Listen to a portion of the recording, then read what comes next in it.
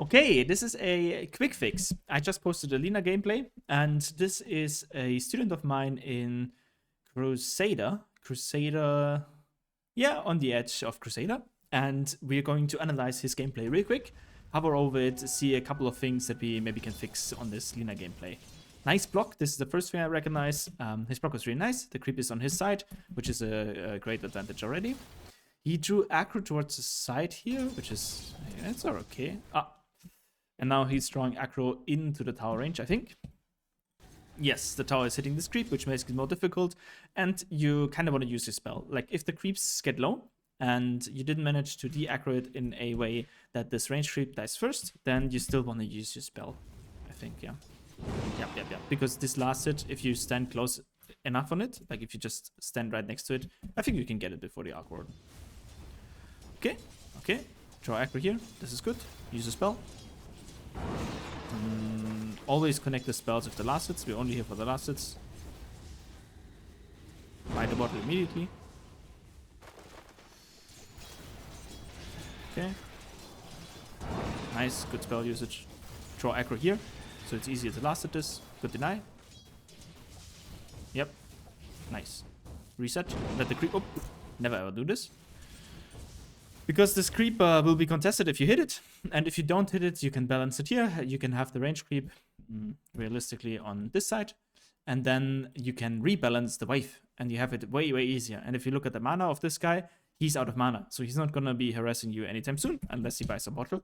And you can rebalance this wave. If you contest it and you push it and you even use your spell, you don't have a way to really secure it. And then it gets denied, which is really sad. And as we can see, the lane is now reset. And we still haven't used our ward. Maybe here or here on this side. So we can't really see anything. And it's kind of tough for us. I would try to draw aggro. You do it really nice. Really nice. Use the spell here. I don't think you needed the spell because he was outside of the range of any attack animation, I think. This is good. Try to contest this. Nice. Use a spell here. Nice. Go for the rune. Immediately for the rune. Okay. Interesting ward. Do we take it? We take it. No critics here. Yeah. Does that stack? I think it did stack, right? I like the move. I really like the move. I think there's a top rune. Is it not? No, it's not. My bad. So yeah, basically now we're kind of done with laning. Whenever you use level 2 or level 3 Dragon Slave, prep the range creep first, and then you can last it easier. But look, there's something, you're doing something right, because you're on top. But you're not like super far on top, but you're on top. This is not bad. Not too bad. You want to aim for 25 last hits in 5 minutes. Good. It's okay. It's good, like whatever. Okay. Okay. And now the goal is to clear this wave as soon as you can, because you want to go to the minute 6 rune. And with this minute 6 rune, you can branch out and you can control the side lanes. And then maybe you get some regen or some arcane or some double damage. And then you can take the camps that you stacked. We want to kind of leave the lane now. This is okay. Just push. And I'll get out of here. I wouldn't contest this. This guy is just level 6. If he's level 6, he can dive here, I think, even if you have your rune. And we don't want to have that. It's a waste of time. We should take camps. We should push this wave. Nice. We should take camps. It's a risk. This is going to cost you so much time. Because you used a ton of mana and a ton of HP for this. So you have to go back to the base. And in this time, you cannot stack. You cannot push the waves. Yep. Don't go for greedy blaze, especially if you're not super far ahead. Only take the kills that you can take and then get the waves. Get the jungle camps. Hit the jungle camps. No. I think you have to go base. for the mana. I'm actually surprised. Kind of works. I feel like it works because it's not contested. But this is good. You're doing the right thing now. You're consistently pushing out waves and you're farming camps. Really nice. This is good. Very good. This camp as well. Yes, very good. Very good. See the difference? It's building up. This is where we want. Keep it up. Nice pressure. We see this guy top. No, we see illusion top. This is okay. This is okay. This is okay. This is okay. You're starting to make the right moves. I just think they are late. You see, you're basically doubling the enemy last hits, but it's been a bit late. So like the timing is 13 minutes, maybe 12 something. We can push it a little bit quicker, but it's all right. Now the goal is just not to get distracted and boost network as much as we can without dying. Yeah, look for runes. Take this. Nice, nice. Don't engage too much here. Yes, yes. Very nice. I think I would have done the same. Ah, we saw the patch moving, right? Yeah, we saw the patch moving towards us.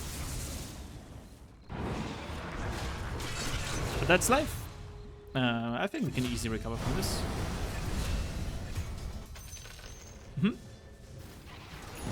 Push it in.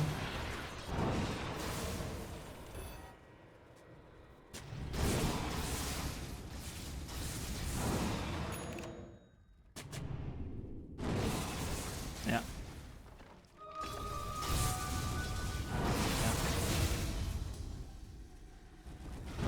Figuring out where the time is going. It's hard to judge it at 4 times the speed. Oh. See a TP. Okay, okay. Okay, I like it. If it works, we always like it. If it doesn't, we don't.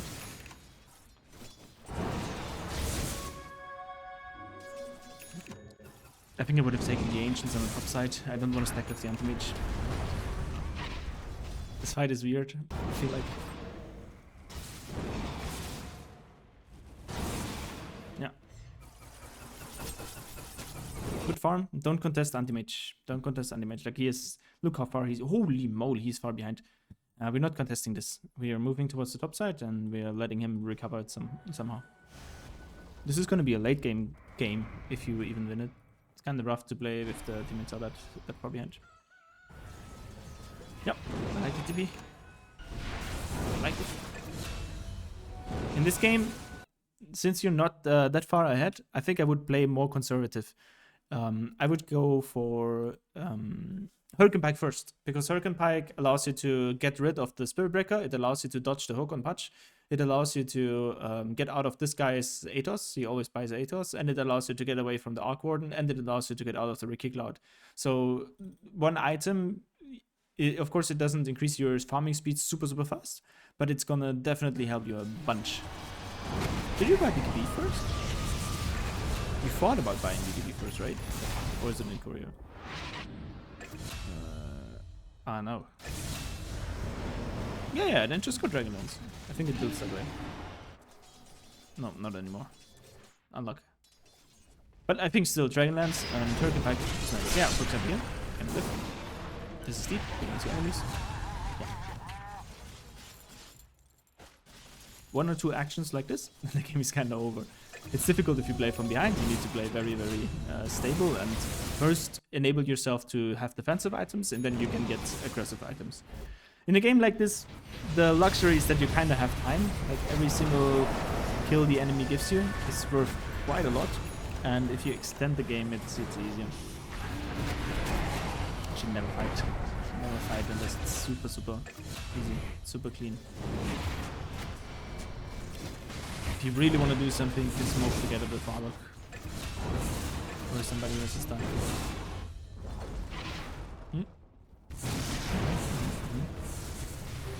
Not disclose again.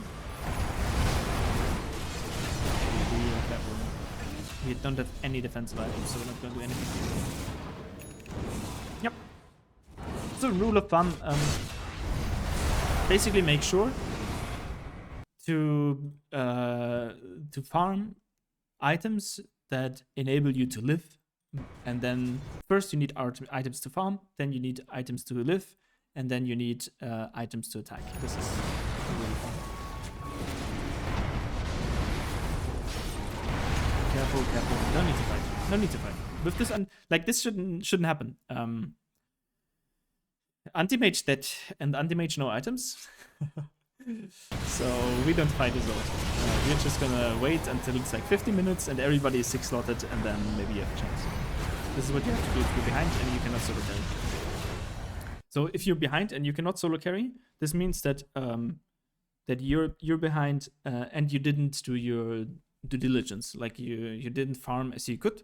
That's why you cannot solo carry. And this is not a big deal, but in this case, you need to adapt your playstyle, and you just need to play in a sense that you don't ever want to fight. Like, you don't want to touch anything. And you only fight if it's clearly punishable. And if you can clearly get some easy kills out of it. And yeah, it's difficult right now, so we just dodge them. We dodge them until they go high ground. And this anti-mage engagement, I hope it works, but if it doesn't, it's super bad.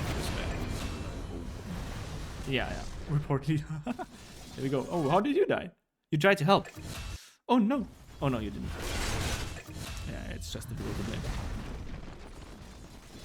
Yep, we need to be very sneaky. Again, I think Hurricane Pike could have saved you there. I think BKB doesn't save you. Not from Spirit Breaker, not from the Patch, and not from the Riki. Because he does a pressure. So we're just gonna chill. Yep, nice try.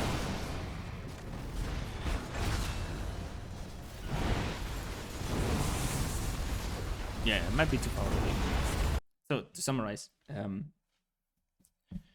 get quicker timings, don't get involved in early fights, and if you're unable to use your leverage because you don't have enough farm, you just want to extend the game as much as possible and basically never ever fight unless they really contest the high ground.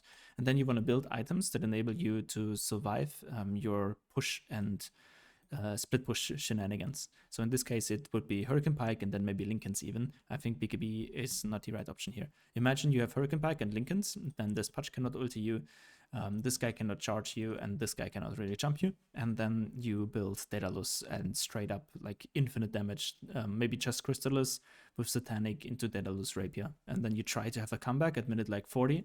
And with this, you have the chance of having a anti-mage with a little bit of items at least if you split push this correctly and never try to engage in any fights.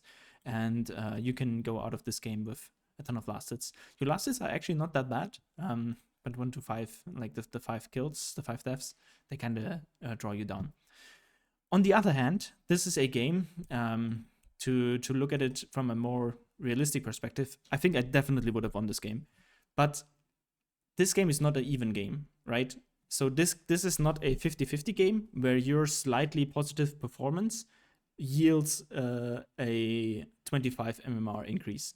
So this means, in my mind, this game is not average. And this game probably evens out if you play 50 more.